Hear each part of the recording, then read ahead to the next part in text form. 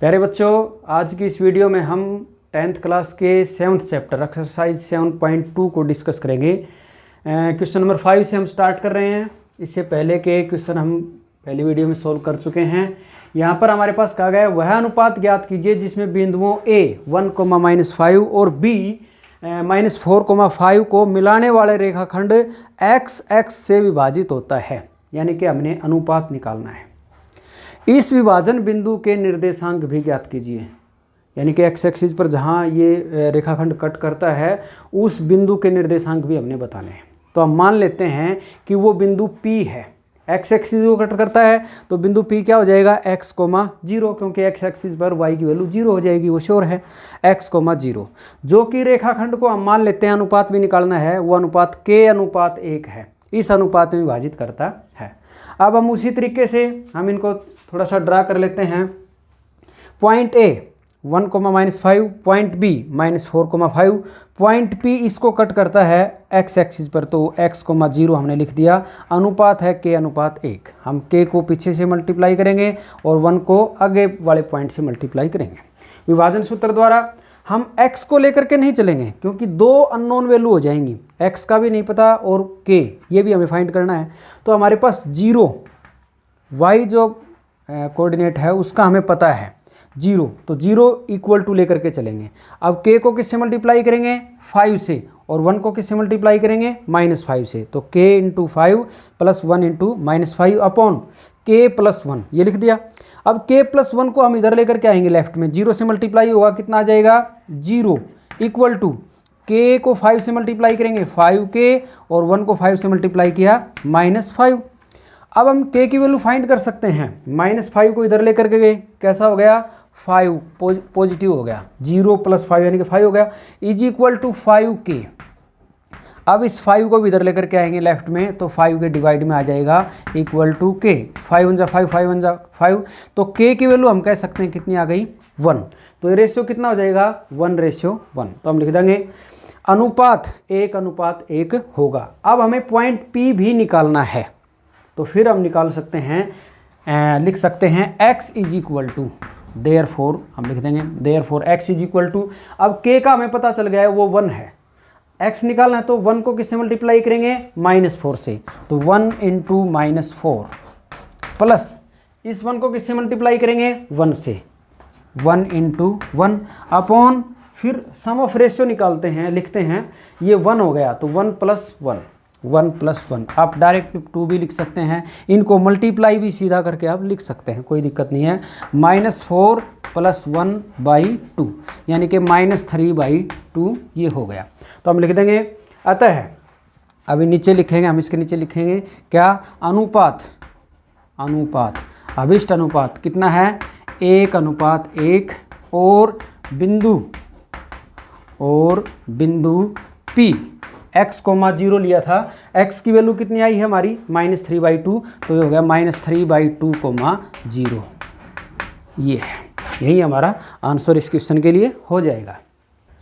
6th question में हमारे पास दिया हुआ है यदि बिंदु 1,2, 4,y, x, 6 और 3,5 इसी क्रम में लेने पर एक समांतर चतुर्भुज के शीर्ष हों तो x और y का मान ज्ञात कीजिए। तो बच्चों देखिए, हम इन बिंदुओं को इसी क्रम में ले लेते हैं, इनके नाम लिख लेते हैं। माना P 1,2, Q, R और S इसी क्रम में हमने ले लिए, ये समांतर चतुर्भुज के शीर्ष हैं।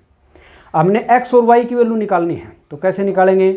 हम समांतर चतुर्भुज के अंदर जानते हैं कि उसके विकर्ण एक दूसरे को समद्विभाजित करते हैं, तो हम इन विकर्णों के मध्य बिंदु निकालते हैं। तो हम क्या करेंगे? हमने ये बात लिख दी।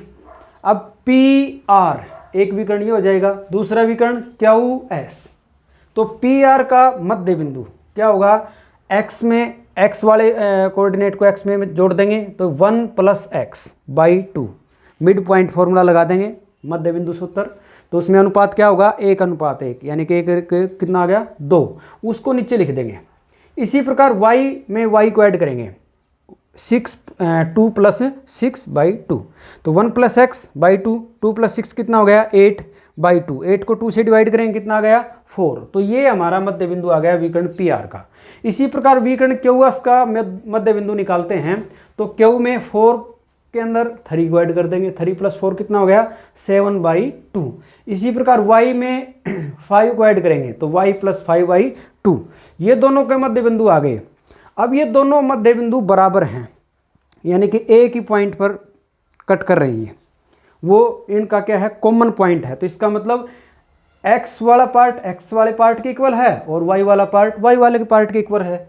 तो मैंने लिख दिया प्रश्नानुसार 1 + x/2 किसके इक्वल होगा 7/2 के, ये इसके इक्वल हो जाएगा, ये पार्ट इसके इक्वल होगा। तो यहाँ से हम इसको सोल्व आउट करेंगे, 2 को उधर लेकर के गए मल्टीप्लाई में हो गया, 2 से 2 कैंसिल आउट हो गया। अब 1 को हम राइट साइड में लेकर के गए तो 7 था, 1 को उधर लेकर के गए पॉजिटिव था नेगेटिव हो गया, तो 7 - 1 x की वैल्यू कितनी आ गई 6। इसी प्रकार से हम इन दोनों को इक्वल पुट कर लेंगे, यानी कि y + 5/2 है ये y वाला पार्ट, ये किसके इक्वल आ गया 4 के इक्वल आ गया। तो हम y को फाइंड कर सकते हैं, y + 5 = 4 × 2, 2 को राइट में लेकर के गए मल्टीप्लाई में हो गया, तो y = कितना हो जाएगा 4 × 2 = 8, 5 को उधर लेकर के गए -5 आ गया, तो 8 - 5 कितना हो गया 3। तो हम कह सकते हैं x = 6 और y = 3, यही हमारा जो इस क्वेश्चन के लिए आंसर हो जाएगा।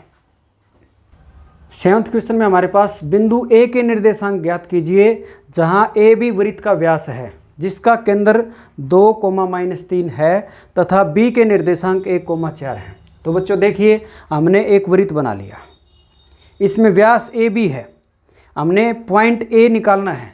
A के निर्देशांक हमने मान लिए x, y है, ठीक है। B के निर्देशांक हमारे पास 1, 4 दिए हुए हैं, वृत्त का केंद्र O वो भी दिया हुआ है 2, -3।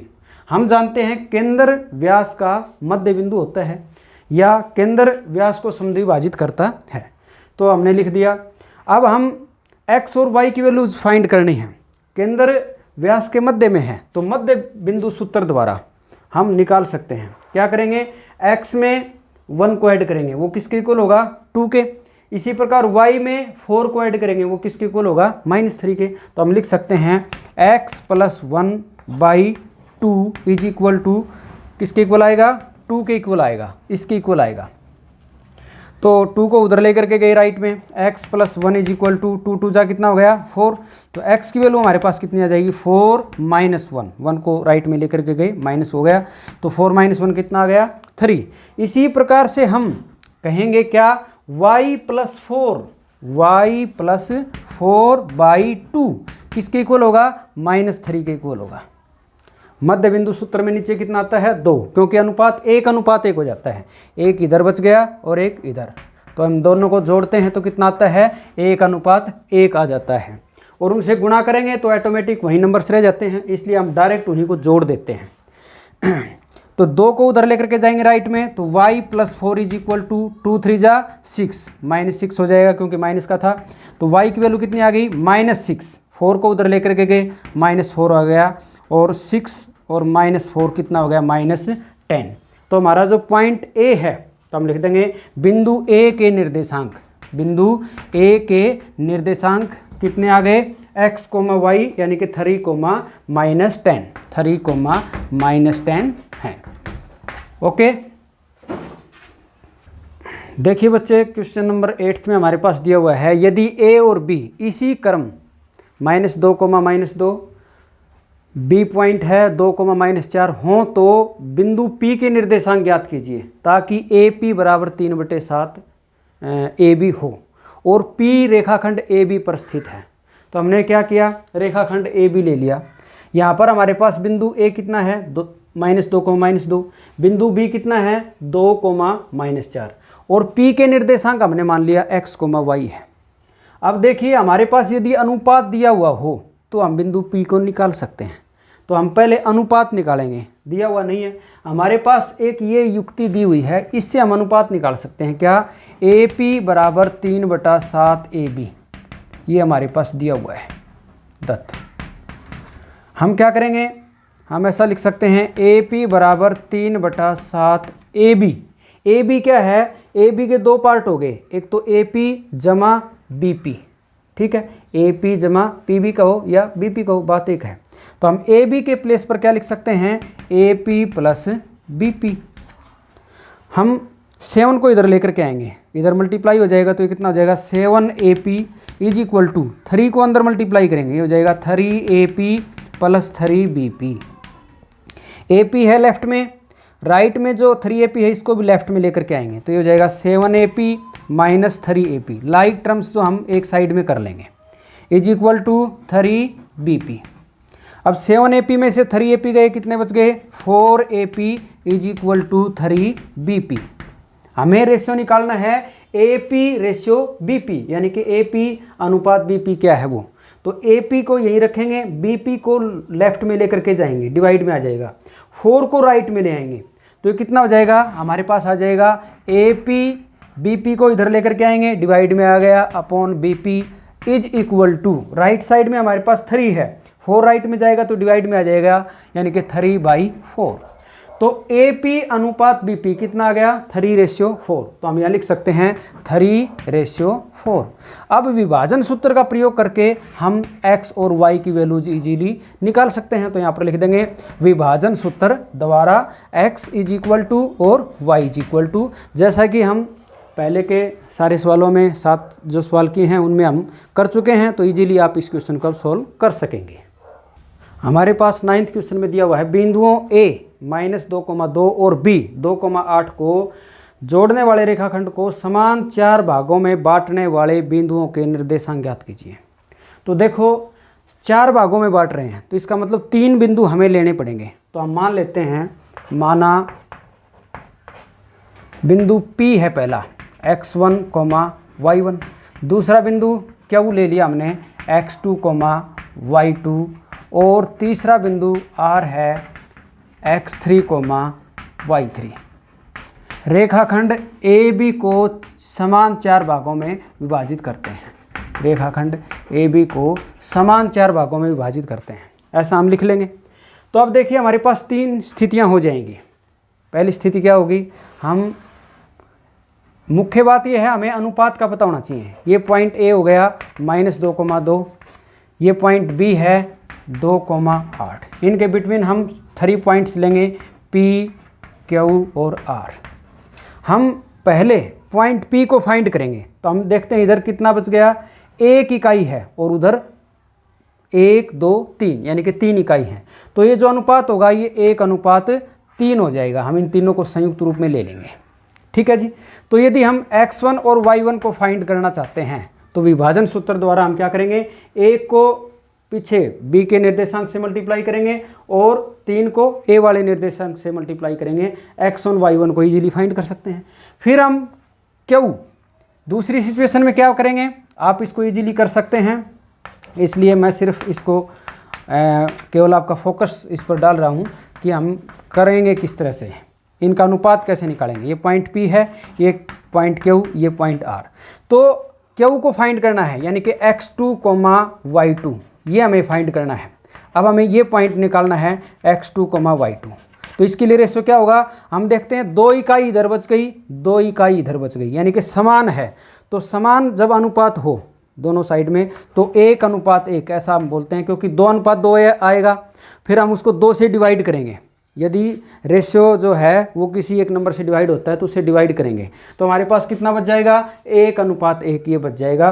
विभाजन सूत्र का प्रयोग करके x2 y2 की वैल्यू फाइंड कर सकते हैं। एक को इधर मल्टीप्लाई करेंगे, इस एक को इधर मल्टीप्लाई करेंगे, या आप डायरेक्ट भी लिख सकते हैं मध्य सूत्र फार्मूला, क्योंकि ये जो है Q बीच में है, मिड पॉइंट फार्मूला से हम इसको कर सकते हैं। फिर R तीसरी स्थिति में R के लिए क्या हो जाएगा, इधर 3 अनुपात हैं, उधर कितना है 1 अनुपात, तो 3:1 हो जाएगा हम जब R को फाइंड करेंगे तब। तो x3 और y3 हम बाइसेक्शन फार्मूला से जो है पॉइंट R उसको भी निकाल सकते हैं। तो बहुत आसान क्वेश्चन था। इससे पहले भी क्वेश्चन नंबर 2 में समत्रिभाजित, तो उसमें 2 पॉइंट निकाले थे हमने, उसी तरह से हम क्वेश्चन नंबर 9 को इजीली कर सकते हैं। हमारा लास्ट क्वेश्चन है, ये कहता है हमारे पास 4 बिंदु दिए हुए हैं, इनको इसी क्रम में लेने पर ये कहता है ये समचतुर्भुज के शीर्ष हैं, तो इसका क्षेत्रफल निकालिए। मैंने इसको सोल्व आउट कर दिया है। हम इन बिंदुओं को नाम दे देते हैं, मान लेते हैं, माना बिंदु P 3,0, Q 4,5, R -1,4 और S -2,-1 हैं। ये आपके पास दिए हुए हैं, इनके नाम लिख दिए हमने। अब हमें समचतुर्भुज के क्षेत्रफल को निकालना है, तो समचतुर्भुज के क्षेत्रफल का फार्मूला होता है 1/2 गुणा पहला विकर्ण गुणा दूसरा विकर्ण। तो इसका मतलब हमें विकर्ण निकालने हैं। विकर्ण हम निकाल सकते हैं दूरी सूत्र का प्रयोग करके। दूरी सूत्र द्वारा हम विकर्ण निकालेंगे। पहला विकर्ण हो जाएगा PR, दूसरा विकर्ण हो जाएगा QS। तो हम PR को निकाल लिया डिस्टेंस फॉर्मूला यूज करके, जैसा कि हमने एक्सरसाइज 7.1 में किया था। ये हमारे पास 4 वर्गमूल 2 मात्रक इतना आ गया। दूसरा विकर्ण QS वो हमारा 6 वर्गमूल 2 मात्रक किया गया। हमने समचतुर्भुज के क्षेत्रफल का फार्मूला लगाया 1/2 गुणा पहला विकर्ण गुणा दूसरा विकर्ण, फर्स्ट डायगोनल इंटू सेकंड। तो 1/2 इंटू 4√2 इंटू 6√2, 2 2 जा 4। अब इनको मल्टीप्लाई कर लेंगे। √2 को √2 से मल्टीप्लाई करेंगे, कितना आ जाएगा 2, 2 2 जा 4 और 4 6 जा 24। तो हमारे पास इतने वर्ग मात्रक स्क्वायर यूनिट, ये हमारा समचतुर्भुज का क्षेत्रफल आ गया। तो आशा है आपको एक्सरसाइज अच्छी लगी होगी। आपके कीमती सुझाव स्वागत है, आप कमेंट कर सकते हैं।